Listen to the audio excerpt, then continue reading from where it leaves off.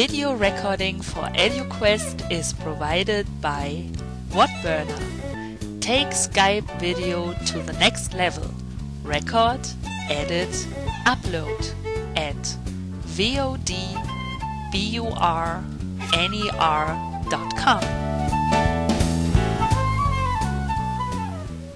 So let's talk a little bit about, so could you identify your typical customer group, or do you have data a little bit you could share with us? Who is actually using the app and learning with MindSnack Spanish? Sure.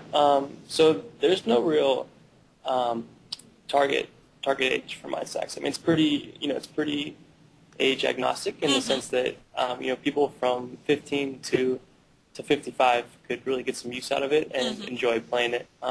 And that was the goal from the start, is not to tie us down to a specific age group or a specific demographic. And that's what we've seen in the first users, and even in our beta groups. I mean, the beta group ranged from 16 up to mid-40s, and there was really no difference in the feedback and the type of experience that those users had, which is good. I mean, it proves that our goal is kind of being reached in the sense that that it has this universal apparently. Right.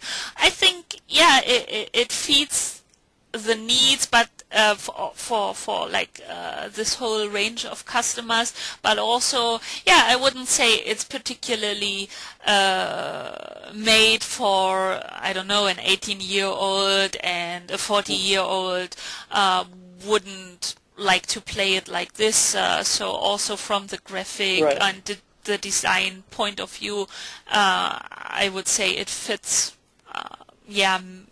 different age groups and so on. So sure. I mean, if we look at the design, you might initially think that it skews to a younger audience, but I mean, we haven't found anybody that said, "Oh, this is too young for me," or "It feels too playful for me." So that's a good. I'd agree. Fun. Then I had great fun playing it. I'm still not only for the review, but we are all into it here.